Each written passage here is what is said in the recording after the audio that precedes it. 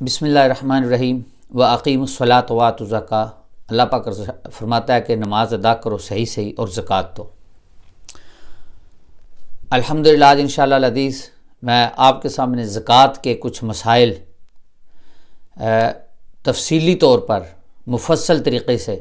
بیان کرنے جا رہا ہوں، لیکن صرف ان مسائل پر جو روزمرہ کی زندگیوں میں ہمیں یوز ہو رہے ہیں، اور زکوٰۃ کن چیزوں پر کتنی ہمیں دینی ہے اس پر میں تھوڑی گفتگو کروں گا۔ یقینی طور پر آج کی یہ ویڈیو اراؤنڈ 20 منٹ کی ویڈیو بنے گی لیکن یہ پوری ویڈیو آپ دیکھیں گے اگر تو انشاءاللہ العزیز آپ کو زکوٰۃ کے ریلیٹڈ وہ مسائل جن کی ہمیں ضرورت ہے اس کا پتہ چل جائے گا۔ اللہ رب العزت نے جہاں نماز کا ذکر قرآن پاک میں فرمایا وہاں زکوٰۃ کا بھی فرمایا۔ نبی پاک صلی اللہ علیہ وآلہ وسلم کا فرمانے علی شان ہے، صحیحین نے اس کو نقل کیا ہے کہ جو زکوٰۃ ادا نہیں کرتا اس کی نماز بھی قبول نہیں ہوتی، جو نماز ادا نہیں کرتا اس کی زکوٰۃ کا بھی مسئلہ ہے۔ اس لیے نماز اور زکوٰۃ دونوں لازم و ملزوم ہیں، نماز اور زکوٰۃ دونوں لازم و ملزوم ہیں۔ اور جو لوگ زکوٰۃ نہیں دیتے ان کے لیے اللہ رب العزت نے قرآن پاک میں فرمایا کہ جو لوگ جوڑ کر رکھتے ہیں اپنا سونا چاندی دولت مال، اللہ پاک فرماتا ہے انہیں خرچ نہیں کرتے اللہ کی راہ میں، ان کو خوشخبری سناؤ ایک دردناک عذاب کی، ان کو خوشخبری سناؤ ایک دردناک عذاب کی، جس دن ان کا سونا چاندی مال دولت ہر چیز تپایا جائے گا، گرم کیا جائے گا، اور اس کے ساتھ ان کی پیشانیاں، ان کے پہلو یعنی سائیڈز، ان کی بیک جو ہے وہ اس کے ساتھ وہ گرم کر کے اس کے اوپر لگایا جائے گا اور اس کو برن کیا جائے گا، اس کے جسم کو اس کی دولت کے ساتھ برن کیا جائے گا، اور اسے کہا جائے گا اب چکھو مزہ جو اکٹھا کر کے رکھتا تھے اور اللہ کی راہ میں خرچ نہیں کرتے تھے۔ جو زکوٰۃ نہیں دیتے ان کے لیے یہ ضروری ہے۔ زکوٰۃ دینے کا فائدہ یہ ہے کہ زکوٰۃ جو ہے انسان کو کنجوس نہیں ہونے دیتی، انسان کو کنجوس نہیں ہونے دیتی، بخل میں نہیں جانے دیتی، گھٹیا پن سے گھٹیا اوصاف سے پاک کرتی ہے اور دوسروں کی مدد کے لیے تیار کرتی ہے زکوٰۃ، اس لیے زکوٰۃ کا دینا ضروری ہے۔ اور زکوٰۃ غریبوں کو دی جا سکتی ہے۔ اب زکوٰۃ کس چیز پہ کتنی دینی ہے اس پہ بات کرتے ہیں، کیونکہ ہمارے ہاں تو صرف یہی ہے جی زکوٰۃ صرف پیسے پہ ہے، سونے پہ ہے، لیکن آج انشاءاللہ العزیز میں آپ احباب کو روٹین میں بتاتا ہوں کہ زکوٰۃ کن کن چیزوں پر دینی ضروری ہے، وہ بھی صرف انہی چیزوں کا نام لوں گا جو آج کل ہمارے ضرورت میں آ رہی ہیں۔ سب سے پہلے زمین کی بات کرتے ہیں جسے عشر کہتے ہیں، جن کے پاس زرعی زمینیں ہیں، یہاں رہ رہے ہیں، زمینیں پاکستان انڈیا بنگلہ دیش میں ہیں یا کہیں بھی ہیں اور وہ ہماری زمینیں ہیں، کیا ان پہ ہمیں عشر پڑتا ہے؟ سب سے پہلی بات یہ ہے کہ خراج والی زمین پہ ہمیں زکوٰۃ نہیں دینی ہوتی۔ خراج والی زمین اسے کہتے ہیں کہ آپ کے ملک کے اوپر دوسرا ملک آ کے قبضہ کرتا ہے، وہ آپ کی زمینوں کو ہتھیا لیتا ہے، آپ کو ہر چیز سے بے دخل کر دیتا ہے، اور بعد میں آپ کی ریکویسٹ پہ آپ کو اس زمین پہ کاشتکاری کی اجازت تو دیتا ہے لیکن اس کی ملکیت نہیں دیتا آپ کو، اسے کہتے ہیں خراج والی زمین۔ تو لہذا خراج والی زمین پہ کوئی عشر کوئی زکوٰۃ نہیں ہوتی، اس سے جو فصل ہوتی ہے اس پہ زکوٰۃ نہیں ہے۔ اسی طرح دوسرے نمبر 2، جو زمین بارش سے یا چشموں سے یا نہری پانی سے یا دریاؤں یا سمندر کے پانی سے سیراب ہوتی ہے اور فصلیں دیتی ہے، اس میں سے ہم جتنی بھی فصل لیتے ہیں اس کا 10واں حصہ 10% اس میں سے جو ہے وہ ہم نے 10واں حصہ جو ہے اس میں سے ہم نے وہ عشر کا دینا ہوتا ہے، اسے کہتے ہیں عشر کہتے ہیں 10% کو 10 عربی کے اندر، تو لہذا 10واں حصہ اس کا ہم نے دینا ہے۔ اسی طرح جو زمین کنویں کے ذریعے سے کی جاتی ہے، سیراب کی جاتی ہے، جس کو پانی دیا جاتا ہے، یا آج کل جس طرح ہم انجن وغیرہ لگاتے ہیں، موٹر وغیرہ لگاتے ہیں، پیٹر لگاتے ہیں، اس کے اخراجات ہیں، پیٹرول کا خرچہ ہے، بجلی کے بل ہیں، موٹر کا لیے بجلی کا بل ہوتا ہے، یہ ساری چیزیں ہیں، اس کے دوسرے اخراجات ہیں، لہذا اس کے اوپر ہمیں 20واں حصہ دینا ہے۔ یعنی جو زمین پانی بارش سے چشمے سے نہری پانی سے سیراب ہوتی ہے اس کا 10واں حصہ، جس کے لیے پانی کا آپ خود اہتمام کرتے ہیں، بور کرتے ہیں، کنواں نکالتے ہیں، اس طریقے سے پانی دیتے ہیں، تو اس کے اوپر ہمیں 20واں حصہ عشر کا دینا ہوتا ہے، ٹھیک ہے۔ اور اس سے آگے جو ٹھیکے والی زمین ہے، یہ بھی ایک مسئلہ ہے، ہم آج کل زمینیں ٹھیکے پہ دے دیتے ہیں، تو اس کے لیے یہ ہے کہ جو ٹھیکے والی زمین ہے، جو مالک ہے اس زمین کا، وہ جو ٹھیکہ لیتا ہے اس میں سے اس نے اس کا 20واں حصہ دینا، اس میں سے اس نے 20واں حصہ دینا ہے اپنے پروفٹ میں سے عشر کے لیے۔ اور اسی طرح جو لوگ ٹھیکے پہ زمین لیتے ہیں، ایک اور مسئلہ ہے کہ مالک نے ٹھیکیدار کو زمین دے دی اور زمین اس نے لے کے کاشت کرنی شروع کر دی۔ اب ڈپینڈ کرتا ہے کہ وہ ٹھیکہ کتنا ہے، اگر تو ٹھیکہ زیادہ ہے، مثلا جو پاکستان میں ایک روٹین بنتی ہے کہ جی 1 سال کی فصل جو ہے وہ مالک لے لیتا ہے، خرچہ وہ ٹھیکیدار کرتا ہے بیچارہ، اور 1 سال کی فصل جو ہے اس ٹھیکیدار کو بچتی ہے جس نے زمین ٹھیکے پہ لی ہوئی ہوتی ہے، خواہ وہ تھوڑی ہو یا زیادہ ہو، لہذا پھر اس ٹھیکیدار کے اوپر کوئی عشر نہیں بنتا، عشر پھر جا کے اس مالک پہ بنتا ہے۔ جو مالک ایک فصل پوری لیتا ہے ٹھیکے کی، وہ 10واں حصہ دے گا۔ جو فصل تو نہیں لیتا لیکن ایک منیمم اماؤنٹ لیتا ہے، اور وہ اماؤنٹ ایکول ٹو ایک فصل نہیں بنتی، وہ 20واں حصہ اس کا زکوٰۃ کا دے گا، اس پیسے میں سے دے گا، اس رقم میں سے دے گا۔ اس کا مطلب یہ ہے کہ اگر وہ 1 لاکھ روپیہ ٹھیکہ لیتا ہے تو وہ 5,000 روپیہ دے گا زکوٰۃ کا۔ اور اس کے بعد اس سے آگے بات آتی ہے بکریوں کی، گوشت جنہیں ہم کہتے ہیں۔ جس کے پاس 40 بکریاں ہوں تو وہ 1 بکری اس کے اوپر زکوٰۃ دیتا ہے۔ پاکستان میں لوگوں نے بکریاں رکھی ہوتی ہیں، ان کے کاروبار کرتے ہیں، 200 300 بکری رکھی جاتی ہے، تو زیادہ تر پاکستان میں پیسے کے اوپر زکوٰۃ بتائی جاتی ہے، پوری دنیا میں پیسے کے اوپر زکوٰۃ بتائی جاتی ہے یا کاروبار پہ، مال مویشی کی زکوٰۃ کا نہیں لوگوں کو بتایا جاتا۔ لہذا جو لوگ بکریاں کا کاروبار کرتے ہیں ان کے لیے 40 بکریوں پہ 1 بکری ہے، اور جب 120 تک پہنچ جائیں یا اس سے اوپر چلی جائیں پھر 2 بکریاں ہوتی ہیں۔ پھر کتنی ہوتی ہیں؟ 2 بکریاں زکوٰۃ ہے۔ پھر اسی طرح جو بکریاں بڑھتی جاتی ہیں، ہر 40 پہ 1 بکری کی زکوٰۃ بنتی جاتی ہے، پھر وہ اس نے بکریوں پہ زکوٰۃ دینی ہوتی ہے۔ آگے آ کی گائے اور بھینس، جنہیں کہتے ہیں کہ ہم نے فارم ہاؤس بنائے ہوئے ہیں۔ جو لوگ پاکستان میں گائے اور بھینس کا کاروبار کرتے ہیں ان کے لیے عرض کرتا ہوں، اگر 30 گائے یا 30 بھینسیں ہوں کسی کے پاس تو اس نے 1 سال کی عمر کا بچڑا دینا ہے، نر 1 سال کی عمر کا بچڑا دینا ہے، جو 1 سال کا ہو چکا اور دوسرے میں داخل ہو چکا ہو، اس نے 1 سال کی عمر کا بچڑا جو ہے وہ دینا ہے۔ اور جس کے پاس 40 گائے یا بھینسیں ہو جائیں اس نے 2 سال کی عمر کا بچڑا دینا۔ کتنا دینا ہے؟ 2 سال۔ جس کے پاس 60 گائے یا بھینسیں ہوں، جس کے پاس 60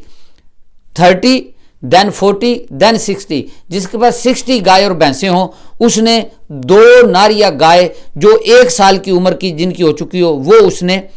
زکوٰۃ کے طور پر دینی ہے۔ اور پھر 60 سے اوپر جتنی زیادہ ہوتی جائیں، ہر 30 پہ 1 گائے دینی ہے اس نے جو 1 سال سے زیادہ کی عمر کی ہو، اور ہر 40 پہ 1 گائے دینی ہے جو 2 سال کی عمر سے زیادہ ہو۔ تو اسی طرح جس طرح زکوٰۃ بڑھتی جائے گی وہ جانوروں پہ زکوٰۃ دیتا جائے گا۔ تو اونٹ کے معاملے کو میں سکپ کر رہا ہوں کیونکہ اونٹوں کا اتنا ہمارے ہاں نہیں ہے۔ اس سے آگے آ گیا پراپرٹی کا کام۔ پہلے پراپرٹی کو لیتے ہیں کہ پراپرٹی کے بزنس پہ ہم زکوٰۃ کس طرح دیں۔ جس طرح UK کے اندر بھی ہے کہ ہم پراپرٹی لیتے ہیں، مورگیجز پہ وہ پراپرٹیز لیتے ہیں، لیٹ ٹو بائی کرتے ہیں یا بائی ٹو لیٹ کہہ لیں اسے، تو اس کو ہم بائی ٹو لیٹ کرتے ہیں۔ جب بائی ٹو لیٹ کرتے ہیں یعنی اس کو کرائے پر دینے کے لیے اس پراپرٹی کو مورگیج پہ لیتے ہیں، تو اس کا مطلب یہ ہے کہ ہم اس کو بزنس کے پرپس سے اس پراپرٹی کو لے رہے ہیں۔ اب اس کے اندر جو اصل اماؤنٹ ہم نے ڈپازٹ دیا ہے اس ڈپازٹ کے اوپر تو ہمارا زکوٰۃ نہیں ہوگی، لیکن اس سے جو ہم پروفٹ لے رہے ہیں، مثلا وہ مکان ہم نے کرائے پہ دیا ہے، فار ایگزامپل مکان کرائے پہ دیا ہے، اور ایک مکان جو ہے اس کا کرایہ فار ایگزامپل 1000 پاؤنڈ ہے مہینے کا، اور وہ مکان کا کرایہ سال کا بنتا ہے 12,000۔ 12,000 پاؤنڈ میں سے 2,000 پاؤنڈ پروفٹ ہوا ہے، 10,000 پاؤنڈ اس کے مورگیج پہ چلا گیا، اس کی مینٹیننس پہ چلا گیا، باقی چیزوں پہ چلا گیا، اب 2,000 پاؤنڈ پروفٹ ہوا ہے۔ اب جو 2,000 پاؤنڈ پروفٹ ہوا ہے اس پراپرٹی سے جو ہم نے بائی ٹو لیٹ کی ہوئی ہے، وہ پراپرٹی جو ہے اس کا جو 2,000 پاؤنڈ پروفٹ ہوا ہے آپ کا، اس پروفٹ میں سے آپ نے زکوٰۃ دینی ہے۔ لہذا جو لوگ پراپرٹیوں کا بزنس کرتے ہیں، 5 10 15 20 پراپرٹیاں خریدتے ہیں اور ان کو کرائے پہ دیتے ہیں، رینٹ پہ دیتے ہیں، تو ان کو یہ یاد رکھنا چاہیے کہ جو پروفٹ وہاں سے وہ لیتے ہیں اس پروفٹ کے اوپر انہوں نے سال کے بعد کیا کرنا ہوتا ہے؟ سال کے بعد زکوٰۃ دینی ہوتی ہے، سال کے بعد اس پروفٹ سے انہوں نے زکوٰۃ دینی ہوتی ہے۔ اب آ گیا بزنس کہ جس طرح گروسری کی شاپس ہیں اور شاپس بنی ہوئی ہیں وہ بزنس آ گیا. اس بزنس کے اوپر ہم نے جو بزنس کے اوپر پیسہ لگ چکا ہے, مثلا ایک نے گروسری کی شاپ بنائی ہے, کسی نے اس نے 1,00,000 پاؤنڈ لگا کے وہ شاپ بنائی ہے, چکن شاپ بنائی ہے 1,00,000 پاؤنڈ یا 50,000 پاؤنڈ لگا کے, 50,000 پاؤنڈ 40,000 پاؤنڈ اور 100,000 پاؤنڈ ہی spend on his business. So وہ اس نے اس پہ اسپینڈ کر دیا ہے. اب اس پہ اس کو پروفٹ زکوٰۃ کس طرح دینی ہے؟ ہی ہیز ٹو پے زکوٰۃ فرام دا پروفٹ. جو وہ پروفٹ ہوگی اس کے بزنس کی, اس کے اوپر اس کو زکوٰۃ دینی ہے. اور وہ کیونکہ پروفٹ ہے اس پہ اس کو 2.5% زکوٰۃ دینی ہے. اس کے اوپر اس کو مثلا 100 پاؤنڈ اگر پروفٹ ہوئی ہے اس کی, تو اس کو 2.50 اس کے اوپر زکوٰۃ دینی ہے. رائٹ, یہ بات یاد رکھنے والی ہے. لیکن اگر ڈیورنگ اے ایئر اس کو کہیں اور سے پیسہ آ جاتا ہے, مثلا وراثت سے پیسہ آ جاتا ہے, کوئی پراپرٹی سیل کرتا ہے اس سے پیسہ آ جاتا ہے, اور پھر اس کا خرچہ نکال کے جتنی پرافٹ اس کو آتی ہے اس پرافٹ کا 1 سال تک آپ کے پاس رہنا ضروری نہیں ہے. وہ جو ہی آئے گی سال کے دوران, اگر زکوٰۃ کے ٹائم پہ وہ پیسہ آپ کے پاس پڑا ہے تو اس پہ آپ کو زکوٰۃ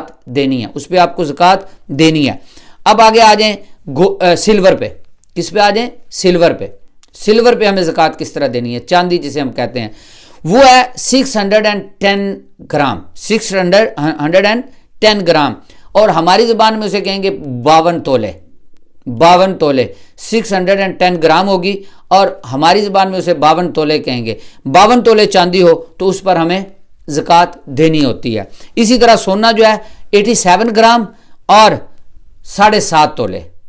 87 گرام ہو آپ کے پاس یا 7.5 تولے سونا ہے آپ کے پاس, تو اس کے اوپر ہم نے زکوٰۃ دینی ہے. یا اس کے ایکول اماؤنٹ جو سونے کی پرائس مثلا 7.5 تولے سونا ہے, فار ایگزامپل اس کی پاکستان میں پرائس بنتی ہے 6.5 لاکھ روپیہ, تو جس کے پاس 6.5 لاکھ روپیہ گھر میں پڑا ہے پرافٹ کے طور پر, اس کے اکاؤنٹ میں پڑا ہے, اس کے پاس سونا ہے یا نہیں ہے, لیکن اس 6.5 لاکھ پہ وہ زکوٰۃ دے گا. اور اگر 6.5 لاکھ اکاؤنٹ میں بھی پڑا ہے اور گھر میں سونا پڑا ہے جی 2 تولے پڑا ہے, 3 تولے پڑا ہے, 4 تولے پڑا ہے, اور ادھر وہ پرافٹ پڑا ہوا ہے, تو پھر وہ جو 4 تولے یا 3 تولے اس پہ بھی زکوٰۃ دینی ہے. نصاب کا مقصد یہ ہے, میجرمنٹ جو زکوٰۃ کی ہیں وہ یہ ہیں کہ جب آپ اس قابل ہو جائیں کہ آپ کے پاس 7.5 تولے سونا خریدنے کی قوت ہو, پیسہ ہو جائے, اس وقت آپ پہ زکوٰۃ واجب ہو جاتی ہے. اس وقت آپ پہ زکوٰۃ واجب ہو جاتی ہے. یو کے اندر مثلا یہاں پہ 2500 فار ایگزامپل کر لیں, جو بھی سونے کا ریٹ چلتا ہے. اب اگر کسی کے پاس گھر ہے, سارے معاملات ہیں, اور 2500 پاؤنڈ اس کے اکاؤنٹ میں پڑا ہوا ہے, 2500 پاؤنڈ اس کے اکاؤنٹ میں پڑا ہوا ہے. یہ ایگزیکٹ فگر نہیں ہے, میں ایک ایگزامپل دے رہا ہوں. جو مثلا اگر 300 پاؤنڈ پر تولہ ہے, 300 پاؤنڈ پر تولہ ہے, تو اس کے مطلب 7.5 تولے جو ہیں وہ اراؤنڈ 2250 پاؤنڈ کے, 2250 پاؤنڈ. اور اگر اتنی پرافٹ ہمارے اکاؤنٹ میں پڑی ہوئی ہے تو اس پہ ہم نے زکوٰۃ دینی ہے, کیونکہ وہ پرافٹ ہے ہماری پرافٹ ہے, تو پرافٹ پہ ہم نے زکوٰۃ دینی ہے. تو لہذا یہ بات یاد رکھنے والی ہے کہ ہم نے زکوٰۃ کس طرح دینی ہے. تو لہذا سونا جو ہے اگر 7.5 تولے یا 87 گرام ہمارے پاس گھر میں پڑا ہے تو اس پہ زکوٰۃ دیں گے. اگر اس کے ایکول ہمارے پاس پرافٹ پڑی ہے اور سونا کہہ لیں کہ ہمارے پاس 50 گرام پڑا ہے, 40 گرام پڑا ہے, 30 گرام پڑا ہے, لیکن 7.5 تولے سونے کی ایکول ہمارے پاس اماؤنٹ بھی پڑی ہوئی ہے, تو اس پہ زکوٰۃ دینی پڑے گی. تو ہم نے زکوٰۃ پھر سب پہ دینی ہے. زکوٰۃ سارے پیسے پہ ہم نے دینی ہے, ساری اب ہمارا جو نصاب ہے اس پہ ہم نے زکوٰۃ دینی ہے. اسی طرح جو پیسہ ہمارے اکاؤنٹ میں, فار ایگزامپل کسی کے اکاؤنٹ میں 100 پاؤنڈ پڑا ہوا ہے تو اس نے 2.50 دینے ہیں. 10,000 پاؤنڈ پڑا ہوا ہے تو اس نے 25 پاؤنڈ دینے ہیں. اور اگر 1 لاکھ پاؤنڈ پرافٹ پڑا ہوا ہے اور وہ 1 سال سے اس کے ساتھ چل رہا ہے تو اس نے 2,500 پاؤنڈ زکوٰۃ دینی ہے. یہ زکوٰۃ دینے کے معاملات ہیں, اصول ہیں, جو میں نے مختصر وقت میں اور مختصر طریقے سے آپ احباب کی خدمت میں عرض کی ہیں کہ زکوٰۃ کن چیزوں پر ہم نے دینی ہے اور کتنی دینی ہے. اس سے اگلا مسئلہ یہ ہے کہ زکوٰۃ لینے والے کون ہیں, جن کو زکوٰۃ دینی ہے وہ کون ہیں. سب سے پہلی بات تو یہ ہے کہ جو زکوٰۃ لیتا ہے اس کو چاہیے کہ اس کی ساتھ جو بندہ تعاون کر رہا ہے, مدد کر رہا ہے, اس کے لیے وہ دعا کرے. ایک بات. دوسری بات یہ ہے کہ زکوٰۃ دینا ہم پر واجب ہے اور لینے والے جو ہیں ان کی ضرورت ہے، تو ہمیں ان تک یہ زکوٰۃ پہنچانا اللہ اور اس کے رسول کا حکم ہے، ٹھیک ہے جی۔ اور زکوٰۃ جو ہے یہ مسلمان کے لیے ہے، زکوٰۃ ایک ایسا عمل ہے جو مسلمان کے لیے ہے اور کسی کے لیے زکوٰۃ نہیں ہے۔ ہم مسلمان کو زکوٰۃ دے سکتے ہیں اور مسلمان کے علاوہ ہم کسی اور کو زکوٰۃ نہیں دے سکتے۔ تو زکوٰۃ لینے والوں میں اب کون کون سے لوگ شامل ہیں وہ میں عرض کر دیتا ہوں۔ ہاں، ایسے غیر مسلم کہ جن کو اسلام کی طرف راغب کرنا ہو اور اس کی ضرورت بھی ہو تو اس کی ہم مدد کر سکتے ہیں، لیکن پرائرٹی مسلمان کی زکوٰۃ کی، لہذا زکوٰۃ مسلمان کو ہی دینی چاہیے۔ اور زکوٰۃ لینے کا حقدار کون ہے؟ اگلا سوال یہ مجھے ایک بھائی نے پوچھا تھا کہ جی زکوٰۃ کون لے سکتا ہے؟ بنگلہ دیش ہے، انڈیا ہے، جہاں بھی کوئی رہتا ہے، کسی کے پاس اپنا گھر ہے کسی کے پاس، اور اس کے گھر کے اندر 2 4 5 6 تولے سونا بھی پڑا ہوا ہے، 7.5 تولے نہیں ہے، 87 گرام نہیں ہے، 50 گرام ہے، 40 گرام ہے، وہ انڈر نصاب ہے،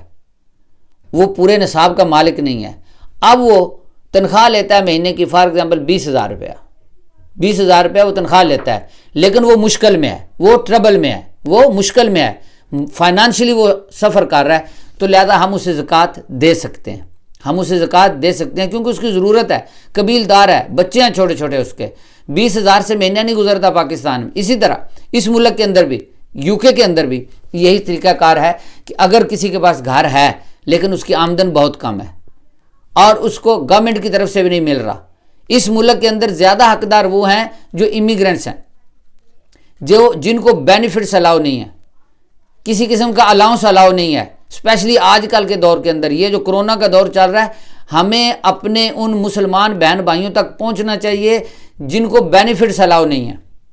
ان کی مدد زکوٰۃ کے ذریعے سے کرنی چاہیے۔ اگر ان کے کاروبار اچھے نہیں ہیں، اگر ان کے کاروبار بزنس جابز اچھی نہیں ہیں اور وہ قبیل دار ہیں، انہوں نے مکان کا کرایہ بھی دینا ہے، انہوں نے پرسکرپشن بھی پے کرنی ہے، انہوں نے اسکول کے فوڈ کے لیے بھی بچوں کے پیسے پے کرنے ہیں، انہوں نے ہر چیز کا پے کرنا ہے۔ جب ویزا ایکسٹینڈ کروانا تو انہوں نے NHS کے لیے بھی انشورنس اپنی پے کرنی ہے، یہاں تک انہوں نے پے کرنا ہے۔ تو لہذا اگر ان کی آمدن کم ہے، ہمیں پتہ ہے کہ ہمارے کو فیملی ایسی کہ جن کے ابھی تک یہاں پہ سٹیٹس نہیں ہے اور ان کو کسی قسم کے بینیفٹس یا الاؤنس الاؤ نہیں ہے اور وہ سفر کر رہے ہیں، تو ہم ان کی مدد کر سکتے ہیں، یہ تو ہیں جو لوگ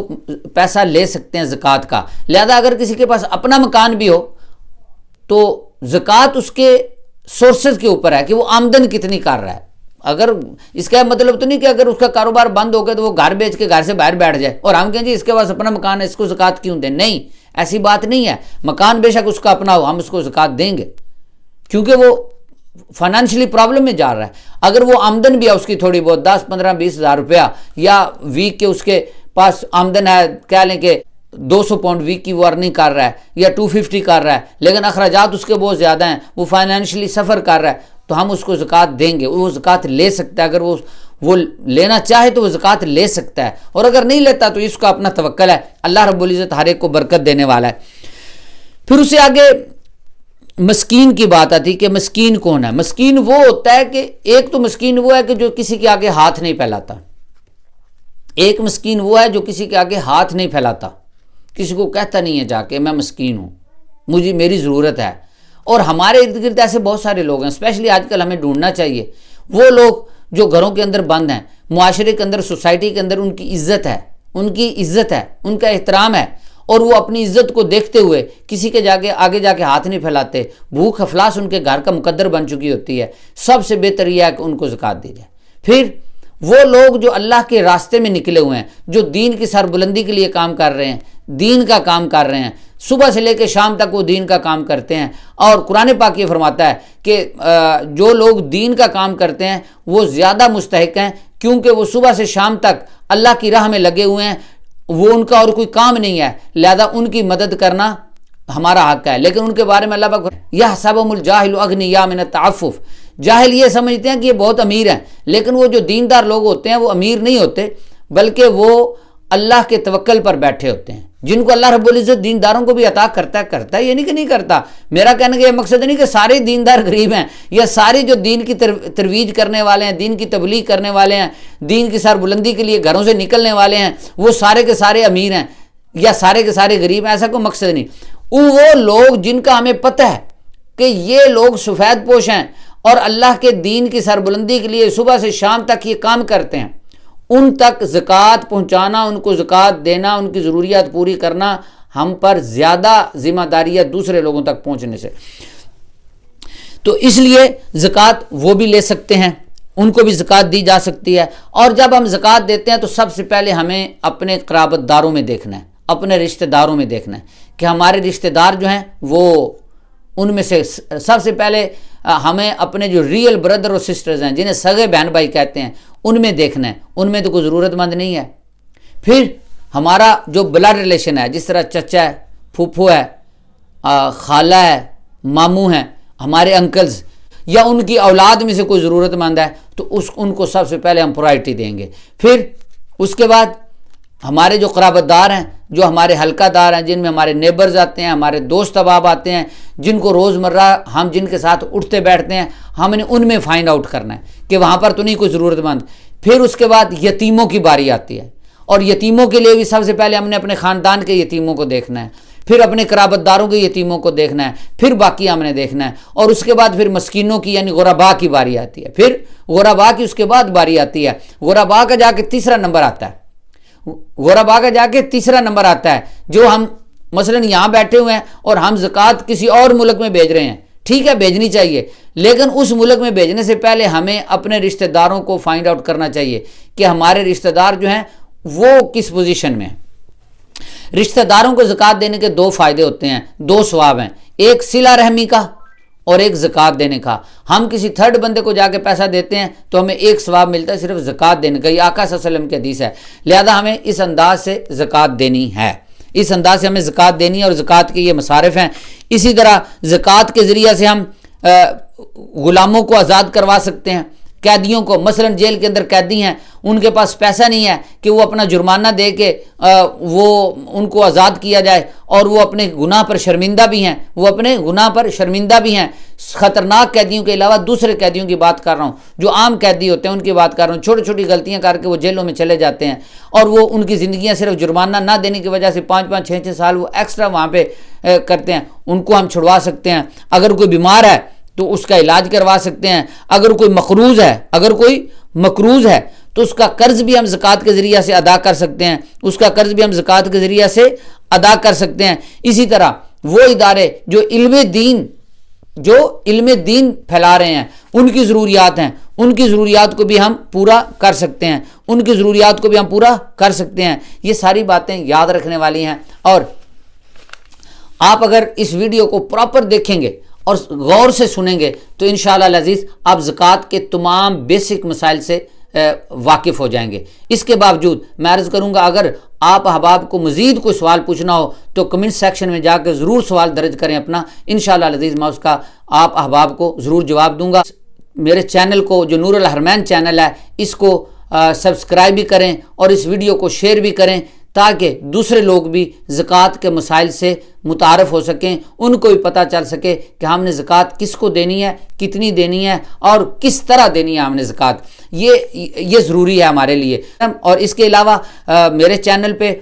آپ اگر دیکھیں تو روزے کے تمام مسائل کی ویڈیوز موجود ہیں، اور الحمدللہ ہر روز قرآن پاک کے ایک پارے کا خلاصہ جو ہے وہ لائیو ہوتا ہے، اور اس کے بعد وہ چینل کے اوپر پورے پارے کا خلاصہ ہے۔ آج تک الحمدللہ ہم 10 پاروں کا خلاصہ جو ہے وہ ریکارڈ کر کے اپلوڈ کر چکے ہیں، وہ لائیو کیا اور اس کے بعد اس کو اپلوڈ کر دیا گیا۔ آپ چاہیں تو قرآن پاک کا خلاصہ بھی سن سکتے ہیں، قرآن پاک کی تعلیم بھی اس چینل سے آپ حاصل کر سکتے ہیں۔ یہ صرف اور صرف دین کی ایجوکیشن کے لیے اور دین سیکھنے اور سکھانے کے لیے چینل بنایا گیا ہے۔ آپ اگر سمجھتے ہیں کہ ہمیں دین اور سیکھنے اور سکھانے میں ایک دوسرے کی مدد کرنی چاہیے تو پھر اس چینل کو سبسکرائب بھی کریں اور اس کو شیئر بھی کریں دوسروں تک، اور اپنے دوست احباب کو بھی کہیں کہ اس چینل کو سبسکرائب کریں، تاکہ ہم ایک خوبصورت احسن طریقے سے اور آسان انداز میں دین کو ایک دوسرے کے اور سکھا سکیں اور اس پر ہم عمل کر سکیں۔ اللہ تعالی ہم سب کا حامی و ناصر ہو اور رمضان المبارک کی برکتوں سے ہم سب کو مالا مال فرمائے۔ السلام علیکم ورحمۃ اللہ وبرکاتہ۔